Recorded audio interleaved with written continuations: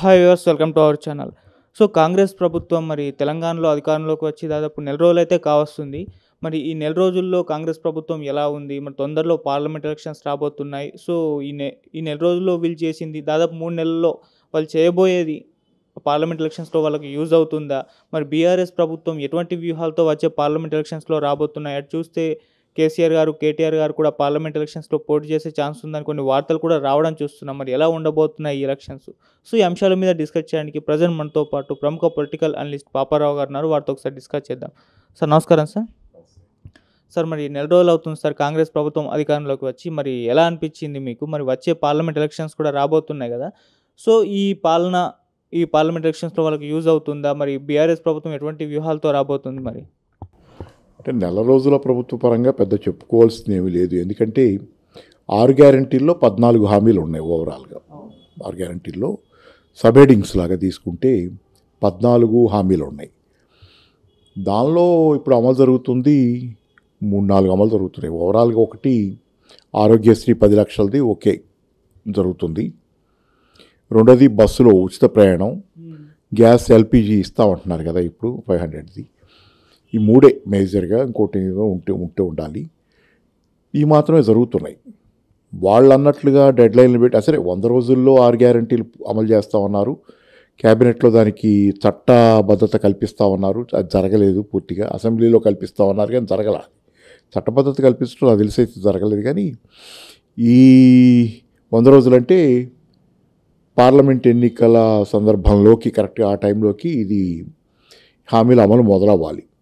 కానీ పార్లమెంటు ఎన్నికల నోటిఫికేషను ఫిబ్రవరి 2వ వారంలో వస్తుందనేది ఇప్పుడు సార్వజనీనంగా అందరికీ అర్థమైన విషయం, అందరూ కూడా మాట్లాడుకుంటున్న విషయమే. ఫిబ్రవరి మధ్యలో అంటే ఇంకొక నెల కరెక్ట్. ఇవాళ నెల మీద ఒక 5-6 రోజులు ఇవాళతో. అంటే ఆ పైన ఇంకొక నెల 100 రోజులు వీళ్ళకి పూర్తవ్వాలంటే 20 రోజులు పైన ఉంటాయి. అంటే నోటిఫికేషన్ వచ్చిందా మీకు ఇట్లాంటివి ఏం చేయలేరు మీరు. హామీల అమలు మొదలు పెట్టలేరు. ఎందుకంటే మనకి కోడ్ ఆఫ్ కండక్ట్ వస్తుంది. దాని ప్రకారం ప్రభుత్వం కూడా ఇష్టానుసారం వాగ్దానాలను లేకపోతే స్కీములు మొదలు పెట్టలేదు. కాబట్టి అక్కడ ప్రాబ్లం ఉంటుంది. కాబట్టి అది కనుక జరిగితే ఇప్పుడు ప్రజాపాలన అని చెప్పి మీరు ఇది అప్లికేషన్ తీసుకున్నారు కదా, దరఖాస్తులు అవన్నీ కంప్యూటరైజ్ చేసి ఇదంతా చేసి బిగిన్ చేసి స్కీములు అయ్యేసరికి ఖచ్చితంగా నోటిఫికేషన్ రావటం మాత్రం గ్యారంటీగా వీళ్ళు అమలు చేయటం మొదలు పెట్టరు. అసలు వాస్తవానికి ఏంటంటే ఈ అప్లికేషన్లు తీసుకోవడంతో నిమిత్తం లేకుండా గతంలో ఉన్నటువంటి ఆసరా కానీ రైతు బంధు ప్రకారం ఆ లిస్టులు ఉన్నాయి. కాబట్టి దాని ప్రకారం చేసుకుంటూ పోయినట్లయితే కనుక కొంతవరకు చాలా పథకాలు అమల్లోకి వచ్చే అవకాశం ఉండేది. అలా కాకుండా వీళ్ళు ఆ పథకాలను పక్కన పెట్టేసి దానికి సంబంధించినటువంటి లబ్ధిదారుల్ని పక్కన పెట్టి మళ్ళీ వీళ్ళు కొత్తగా ప్రక్రియ మొదలుపెట్టడంతోనే చాలా ప్రాబ్లమ్స్ బిగిన్ అవుతున్నాయి. మరి దీనిలో సందేహాలు కూడా వస్తాయి. మనకి తెలియక వీళ్ళకి చిన్నపిల్లలు కాదు కదా, లబ్ధిదారులు ఇట్లా చేస్తే అది అవుద్ది, రేపు పొద్దున పార్లమెంట్ ఎన్నికలు ఉన్నాయి, అది పైగా 100 రోజుల హామీ ఇచ్చాం మనం, ఎన్ని దృష్టిలో పెట్టుకుని చేయాల్సింది చేయకుండా మరి ఆసరా లబ్ధిదారుల విషయంలో గతంలో ఏపీహెచ్ఈ లేవు. మీకు ఆసరా లబ్ధిదారుల విషయంలో రావాల్సిన వాళ్ళకి రావటం లేదనో లేకపోతే పెద్ద వివాదాస్పదమైన లబ్ధిదారుల వివరాలు కాదయి. అలాగే రైతు బంధు కూడా అందాల్సిన వాళ్ళందరికీ అందుతుంది. మీ దృష్టిలో ఏంటంటే అవసరం లేని వాళ్ళకు కూడా అందుతుందండి. భూస్వాములు లేకపోతే పెద్ద రియల్ ఎస్టేట్ కంపెనీలకు కూడా వ్యవసాయ భూమి పేరిట ఇది అందుతుంది అనేది అబ్జెక్షన్స్ ఉన్నాయి. ఉంటే దాన్ని తర్వాత నెమ్మదిగా ఎలిమినేట్ చేసుకుంటే క్లియర్ చేసుకుంటే రావచ్చు. ముందు అది చేస్తే బాగుండేది. కానీ ఏంటంటే నవంబర్ 28వ తారీఖు యాక్చువల్గా టీఆర్ఎస్ గవర్నమెంట్ ఉండగా ఈ రైతు బంధు పడాలి. కానీ ఆ రోజుకి మళ్ళీ ఏంటంటే వెనక్కి తీసుకుంది ఈసీ. హరీష్ రావు గారు ఏదో మాట్లాడారు, అది తన ప్రచారంలో వాడుకుంటున్నారు దీన్ని, రైతు బంధు వేయటాన్ని అకౌంట్లో అనేది. దాని మీద మళ్ళీ ఆ కారణం చెప్పి అది తీసేశారు. ఆ రోజు ఈసీ ఆపేస్తుంది దాన్ని. ఆగిన తర్వాత ఆగకముందు అది అకౌంట్లో పడుద్దనగా ఏమంటే కాంగ్రెస్ పార్టీ రేవంత్ రెడ్డి గారు చెప్పింది అసలు ఇప్పుడు తీసుకుంటే మంచిది కాదు, మీరు ఇప్పుడు తీసుకుంటే 10,000 వస్తాయి, అంటే 2 ఎకరాలు ఉన్న వాళ్ళకి 10,000 వస్తాయి. అట్లా కాదు, మేము కనుక వస్తే కనుక డిసెంబర్ 9వ తారీఖున 15,000 ఇస్తాం కదా, అప్పుడైతే మీకు మంచి కూడా జరుగుద్ది, 4 రోజులు ఆగండి మేము వస్తున్నాం అన్నాడు.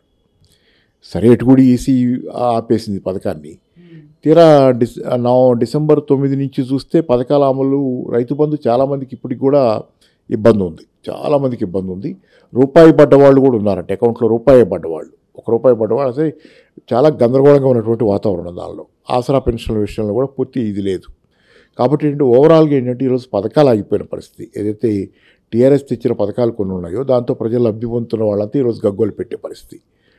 కాబట్టి ఏంటంటే పోనీ వీళ్ళ పథకాలు 6 గ్యారంటీలైనా మొదలుపెట్టారంటే ఇది మొదలుగాల అది ఆగిపోయింది. ఇట్లా ఓవరాల్గా కొంత రేవంత్ రెడ్డి గవర్నమెంట్ పట్ల ఆయన మొదటి రోజు మాట్లాడిన దానిలో కానీ ఇప్పుడు కూడా మాట్లాడుతుంది ఏంటంటే ప్రజలు స్వేచ్ఛగా ఊపిరి పీల్చుకుంటున్నారు, ప్రశాంతంగా ఉన్నారని. అంటే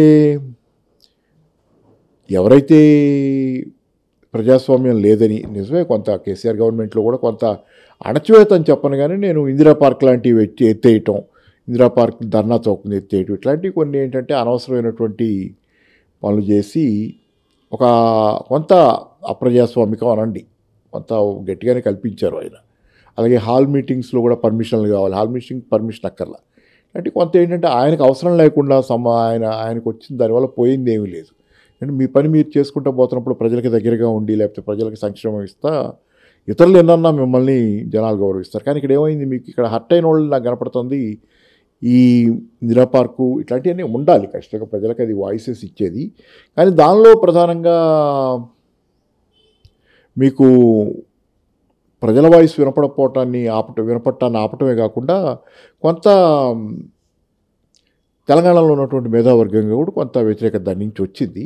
కానీ మేధావర్గం ఏంటంటే మంచికి మంచి చెడుకు చెడు చూస్తుంటే బాగుండేది, మంచికి మంచి చెడుకు చెడు చూస్తుంటే బాగుండేది. తెలంగాణలో కొంత ఆ పెత్తందారి పోకడలు ఏదైతే ఇందిరా పార్క్ ఎత్తేయటం లేకపోతే హాల్ మీటింగ్స్ కూడా పెట్టుకునే వాతావరణం పట్ల దాన్ని ఒక రకంగా దాన్ని ప్రజలకు జరుగుతున్న ప్రయోజనాన్ని రెండు వేరువేరుగా పాలకు పాలు నీళ్ళకి నీళ్ళు అంటాం కదా, అట్లా వేరు చేసి చూస్తే ఇంత అవుట్రైట్ ఇది పోవాలనేది కోరుకోవటం అంటే జనాలు ఖచ్చితంగా వేరు చేసి చూశారు.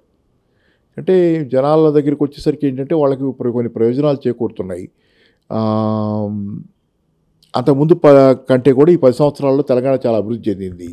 ప్రత్యేక రాష్ట్రంగా అయిన తర్వాత తెలంగాణ చాలా చాలా చాలా అభివృద్ధి చెందింది ప్రత్యేక రాష్ట్రం అయిన తర్వాత. ఇది ప్రజలకు తెలుసు. కానీ ఏంటంటే మన మేధావర్గం అభివృద్ధినిను అసంతృప్తిని వేరు చేసి చూసి పోనీ భవిష్యత్తులో ఇంకో పార్టీ కాంగ్రెస్ పార్టీ వాళ్ళు కావాలనుకున్నారు. కాబట్టి కాంగ్రెస్ పార్టీ అధికారంలోకి వస్తే అభివృద్ధితో పాటు సంక్షేమంతో పాటు ప్రజాస్వామ్య వాతావరణం కూడా వస్తుంది. కాబట్టి అంటే ఏంటి, దానికి కేసీఆర్ గారి ప్రభుత్వం కంటే మెరుగైన ప్రభుత్వం, సంక్షేమంతో పాటు ప్రజాస్వామిక వాతావరణం ఇవ్వగలిగినటువంటి ప్రభుత్వం వస్తుందని అంచనా వేసుకుని చేసుకుంటే బాగుండేది. అలా కాకుండా ముందు దీన్ని పోగొట్టండి, ముందు ఇది వద్దు మనకి అనేది, ముందు ఇది వద్దు అనేసరికి ఏమైందంటే మీకు సంక్షేమం పోయా ప్రజాస్వామ్యం ఏదో ఇచ్చామని చెప్పి ఇప్పుడు ప్రజాస్వామికంగా అందరూ స్వేచ్ఛగా గాలి పీల్చుకుంటున్నారు అంటున్నారు. స్వేచ్ఛగా గాలి పీల్చుకుంటాం 2 రోజులు, కానీ 3వ రోజు నుంచి మనకు సమస్యలు గుర్తొస్తాయి కదా, ఆర్థికమైన సమస్యలు అవసరాలు గుర్తొస్తాయి కదా. అది ఇక్కడ ప్రాబ్లం ఏంటంటే మీకు తెలంగాణ ప్రజల ఆర్థిక అవసరాలు ఏదైతే సంక్షేమం ఏదైతే తెలంగాణని ఇక్కడ దాకా తెచ్చి నిలబెట్టిందో, ఈ దేశంలో సంక్షేమ వ్యవస్థలు ఉన్న రాష్ట్రాల్లో బ్రహ్మాండంగా ఉన్న రాష్ట్రంలో తెలంగాణ దరిదాపుగా నెంబర్ 1 నెంబర్ 2 స్థానాల్లోనే ఉంటుంది, తమిళనాడు ఇట్ల తరహా. అట్లాంటి సంక్షేమ రాజ్యం ఈరోజు ఉంటుందా పోతుందా అనే వాతావరణం ఒక భయం ప్రజల్లో, అవసరాలు. మరి అందుకని ఏంటంటే మేధావర్గం కూడా ఆలోచించి ఉండాల్సింది, అటు ఇటు ప్లస్ మైనస్ 2 చూసుకొని. అంటే మనం ఏదైనా చేయాలనుకుంటే టాలీ చేసుకోవాలి కదా, ఈ పని చేస్తే దీని పాజిటివ్లు ఇవి నెగిటివ్లు ఇవి అవి చూసుకోకుండా ముందు ఇవి పోవాలనే దగ్గర ప్రజా వ్యతిరేకమైనటువంటి నిర్ణయాలు ఆలోచనలు చేసి అంతిమంగా ఆ రిజల్ట్ ఏమవుతుందంటే అది ప్రజా వ్యతిరేకం అవుతుంది. ఈరోజు ఏమవుతుంది, మేధావర్గంలో చాలామందిని ప్రజలు ప్రశ్నిస్తున్నారు. మళ్ళీ ఇప్పుడు వాళ్ళే మాట్లాడుతున్నారు, రేవంత్ రెడ్డి ప్రభుత్వంలో అది బాగాలేదు ఇది బాగాలేదని వాళ్ళలో కొంతమంది నసుగుతున్నారు. ఇప్పుడు వాళ్ళలో కొంతమంది నసుగుతున్నారు. మరి నెల క్రితం మీకు ఈ ఆలోచన ఉండాలి కదా, 20 రోజుల క్రితం మీకు ఈ ఆలోచన ఉండాలి కదా, 20 రోజుల్లోనే అంతా మారిపోయిందా? కాదు కదా, అంతకుముందు నుంచి ఇండికేషన్స్ కనపడుతున్నాయి కదా. మీరు అప్పుడు ఆలోచించకుండా గుడ్డిగా మీరు అంటే కేవలం అది కొంత పనిచేసింది. ఇప్పుడు రేపు పొద్దున ఏంటంటే మళ్ళీ ప్రజల్లో వచ్చిన అసంతృప్తి, అది ప్రజలు ఆల్రెడీ క్వశ్చన్ చేస్తున్నారు, వీళ్ళని అందరినీ క్వశ్చన్ చేస్తున్నారు.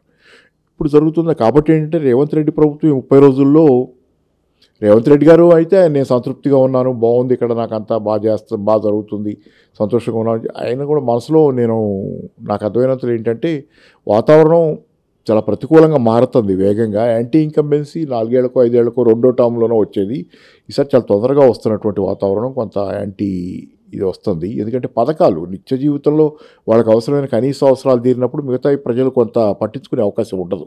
మిగతా విషయాలు ఎట్లా నడిచినా రాజకీయాలు ఎవరు ఎట్లా కొట్లాడుకున్నా వాళ్ళు చూడరు. కానీ మీరు బేసిక్గా వాళ్ళ నిత్యావసరాలు, వాళ్ళ బతుకు తెరువు, వాళ్ళ బతుకులకు సంబంధించిన రోజువారీ తిండి అవసరాల మీద దెబ్బపడే విధంగా మీరు కనుక చేసుకుంటూ పోయేటట్లయితే ఖచ్చితంగా అది వెంటనే అసంతృప్తిగా మారుద్ది. వాళ్ళు అన్ని విషయాలు చూస్తారు, మాట్లాడతారు.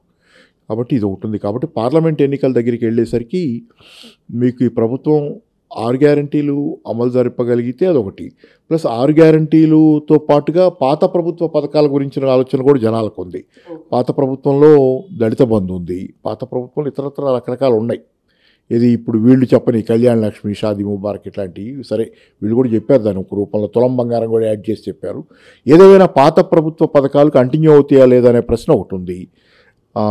సో నేను అనుకోవటం ఇప్పుడు కనపడుతున్న వాతావరణంలో కాంగ్రెస్ పార్టీ కనుక వార్ ఫుటింగ్లో ప్రజల అవసరాలు తీర్చడం కోసం సంక్షేమ పథకాలని కంటిన్యూ చేసేది, వాటి మీద ఫోకస్ పెట్టుకుంటారు. కాకపోతే వాళ్ళు చెబుతుంది ఏంటంటే అప్పులు ఉన్నాయి, ఇప్పుడు ఖజానా ఖాళీగా ఉంది, ఇప్పుడు ఏం చేయలేని స్థితి అని చెబుతున్నారు. కానీ వాళ్ళు ఇప్పటికే కొంత అప్పులు తెచ్చారు. మనం పోయి కొంత అప్పులు తెచ్చుకున్నారు.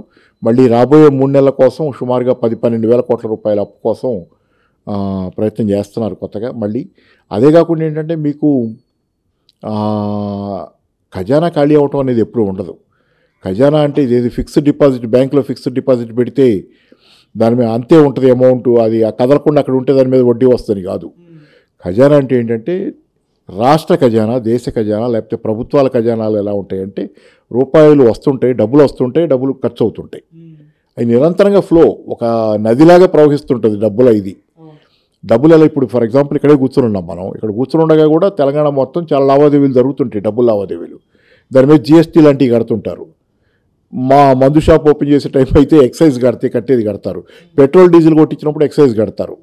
అన్నీ వస్తుంటాయి కదా, ఈ ప్రభుత్వానికి వస్తుంటాయి. దానిలో కొంత వ్యాట్, పెట్రోల్ డీజిల్ మీద వ్యాట్ కడతారు, సేల్స్ ట్యాక్స్ వస్తుంది. నిరంతరంగా ఆర్థిక వ్యవస్థ చలనశీలంగా ఉంటుంది. రాత్రిపూట కూడా అందరు నిద్రపోతున్నారు అనుకున్నప్పుడు కూడా ఏదో రూపంలో ఎక్కడో చోట ఎవరో ఒకళ్ళు లావాదేవీలు చేస్తుంటారు. నిరంతరం చలనశీలమైంది. అట్లాంటప్పుడు మీకు పన్ను నిరంతరంగా డబ్బులు వస్తున్నాయి కదా. కొనుగోలు జరిగినప్పుడు వ్యాట్ కొనుగోళ్ళు అయితే డైరెక్ట్ స్టేట్ గవర్నమెంట్కి వస్తాయి. స్టాంప్స్ అండ్ రిజిస్ట్రేషన్స్, ఇప్పుడు ఎవరైనా భూములు అమ్మకాలు కొనుగోళ్ళు అయ్యి డైరెక్ట్ స్టేట్ గవర్నమెంట్కి వస్తాయి. ఆ తర్వాత మీకు ఎక్సైజ్ ఆదాయం, అది కూడా స్టేట్ గవర్నమెంట్, పెట్రోల్ డీజిల్ ఇదంతా స్టేట్ గవర్నమెంట్కి వస్తుంది. ఎప్పటికప్పుడు వస్తుంటాయి కదా, రోజువారీ వచ్చాయి. ముందే బీఆర్ఎస్ గవర్నమెంట్ ఖర్చు పెట్టేసింది, అవగొట్టిందంటే ఎట్లా అవగొట్టుద్ది, రాబోయే ఆదాయాన్ని ఎట్లా అవగొట్టుద్ది? ఇప్పుడు జరుగుతున్న లావాదేవీల్ని నవంబర్ 30లోకి డిసెంబర్ 3వ తారీఖు వాళ్ళు ఓడిపోయేలోపు అవగొట్టేశారంటే ఎట్లా అవగొడతారు? రావాలి కదా. అందుకని ఏంటంటే ఖాళీ అవ్వటం అనేది లేదు. కంటిన్యూస్గా మీకు జరిగే లావాదేవీల్లో ప్రభుత్వానికి ఆదాయం వస్తూనే ఉంటుంది.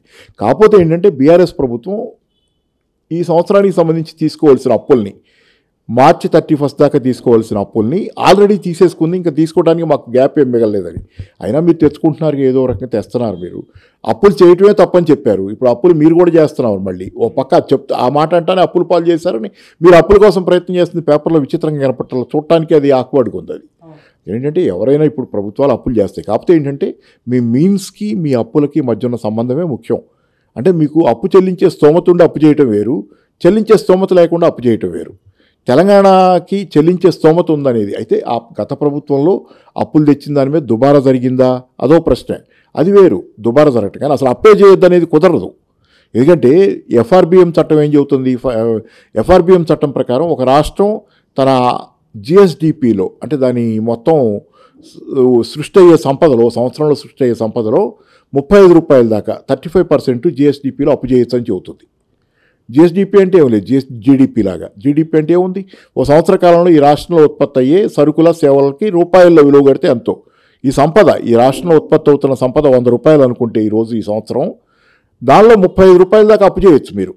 పర్మిటెడ్ అప్పు 35 రూపాయలు, మీరు 100 రూపాయలు సంపద చేస్తే అంటే అది 35% జిఎస్డిపి డెట్ రేషియో ఉండొచ్చు అని చెప్పి ఎఫ్ఆర్బిఎం చెప్పింది. తెలంగాణది ఎంత ఉంది? జిఎస్డిపి డెట్ రేషియో 27 రూపాయలు చిల్లర ఉంది. అంటే ఇంకా అప్పు చేసుకోవచ్చు, ఇంకా చేయడానికి మార్జిన్ ఉంది. తీరే అప్పులు తీరుతుంటాయి, కొత్తగా మార్జిన్ పెరుగుతుంటుంది, మళ్ళీ వస్తుంటుంది. ఇప్పుడు 27% ఉంది. మరి వీళ్ళు నిన్నటిదాకా పరిపాలించిన రాజస్థాన్కి ఎంత ఉంది? 40% దాకా. అంటే మీరు అప్పు లిమిట్ అక్కడ దాటిపోయారు, తెలంగాణలో దాట్లా. సౌత్ ఇండియాలో best GSDP to debt ratio ఉంది తెలంగాణకి. అన్ని రాష్ట్రాల కంటే తన ఆదాయంతో పోలిస్తే అప్పులు తక్కువ ఉన్న రాష్ట్రం తెలంగాణ. వడ్డీలు తక్కువ కడుతున్న రాష్ట్రం కూడా తెలంగాణ సౌత్ ఇండియాలో. దేశంలోనే అప్పుల పాలైన రాష్ట్రాల లిస్టు తీస్తే కనుక కింద నుంచి ఉంటుంది, పైనుంచి ఉండదు. ఎక్కువ అప్పుల పాలైన పైనుంచి కింద చూస్తే కింద నుంచి ఉంటుంది, 5-6 స్థానాలు. అది ఇదంతా ఉత్త ప్రచారం మీద తెలంగాణ అప్పుల పాలైందని అంటే కొంత దుబారా జరిగింది అవి మాట్లాడండి మీరు, ఎవరైనా మేము జవాబు చెప్పేది ఉండదు. కానీ అప్పుల పాలు మీరు ఇప్పుడు అదేంటి ఇవన్నీ ఏంటంటే జనాల్లోకి తీసుకువెళ్లాల్సిన అవసరం లేనివి కూడా అసలు అంటే జనాలకు తెలియని విషయాలకు జనాలకు చెప్పి వాళ్ళకి ఎక్కించింది జరిగింది కొంత. కానీ ఇప్పుడు ఏంటంటే ఇవన్నీ కొంత ఏంటంటే దేని మీదైనా మీరు నిరంతరంగా ఒకటి చెప్పగలరు, కానీ మీ చేతిలోకి పగ్గాలు వచ్చినప్పుడు మీరు అబద్ధాన్ని నిజం చేయడం అంత ఈజీ కాదుగా. మీ మీద ప్రూఫ్ బాధ్యత పడ్డప్పుడు ఏంటంటే కొన్ని చాలా తప్పులు చేశారు అధికారంలోకి రావటం కోసం. అసంతృప్తులు ఆల్రెడీ బాయిలప్ అవుతున్నాయి తెలంగాణలో. కాబట్టి చూడాలి పార్లమెంట్ ఎన్నికల నాటికి. కాకపోతే ఏంటంటే వాళ్ళు ఎక్స్పెక్ట్ చేస్తుంది కానీ బీజేపీ వాళ్ళు అనుకునేది కానీ ఏంటంటే it is BJP versus Congress అవుద్ది పార్లమెంట్ కానీ. ఎందుకంటే జాతీయ పార్టీలు ఉండని, బీఆర్ఎస్ కూడా జాతీయ పార్టీ అంటున్నారు కానీ ఇంకా ప్రూవెన్ కాదు కదా ఆ స్థాయిలో, ఇంకా ప్రాంతీయ పార్టీ కానీ మనసుల్లో నాటుకున్నది. కాబట్టి వేస్తే బీజేపీకి వేస్తారు, ఎందుకంటే ఎంపీ సీట్లు కదా అయ్యి, లేకపోతే కాంగ్రెస్కి వేస్తారు అనుకుంటున్నారు కానీ అలా జరగదు. బీజేపీకి వేయరు నేను అనుకోవటం. అది బీఆర్ఎస్కే ఉంటుంది, సింపతి కూడా ఉంది బీఆర్ఎస్ మీద కొంత. ఇప్పుడు ఆల్రెడీ సింపతి కొంత నిన్నటిదాకా వాళ్లే మెరుగనేది ఇప్పుడు వాతావరణం వచ్చిన కొద్దీ ఏంటంటే ఆ సింపతి బీఆర్ఎస్కి వస్తుంది కానీ బీజేపీకి రాదు. కాబట్టి ఏంటి పార్లమెంట్ సీట్ల పరంగా కూడా బహుశా మామూలు పద్ధతుల్లో ఈక్వేషన్లు అయితే జాతీయ పార్టీలని బీఆర్ఎస్ బీజేపీ కాంగ్రెస్ వర్క్ ఆ పద్ధతి నడుస్తుంది. కానీ ఈసారికి మాత్రం ఒక్కసారి గోడ కొట్టిన బంతిలాగా అటు పోయి పడ్డటువంటిది మళ్ళీ తిరిగి బీఆర్ఎస్ వైపే ఈరోజు వాళ్ళు ఆల్రెడీ సమీక్షలు చేసుకుంటున్నారు, ఆత్మవిమర్శ కూడా చేసుకుంటున్నారు. కాబట్టి ఒక ప్రతిపక్ష పార్టీగా అది బలంగా ఉండేటట్లయితే మనం తెలంగాణలో ఇప్పటికైతే అది మంచిదే అనుకోవాలి. ఖచ్చితంగా బలమైన ప్రతిపక్షం ఉంటాం.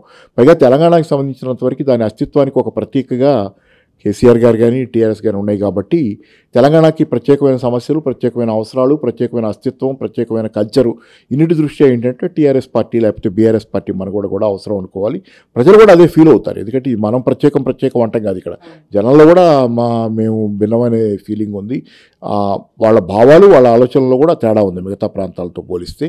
కాబట్టి ఏంటంటే ఖచ్చితంగా బీఆర్ఎస్కి మళ్ళీ ఈసారి ఓటేసినప్పుడు it is not going to be Congress versus BJP, it is going to be Congress versus, ఎంత ప్రయత్నం చేసినా బీజేపీ, నేను అనుకోవటం కాంగ్రెస్ వర్సెస్ బీఆర్ఎస్ఏ అవుద్ది ఈసారి. Thank you so much sir.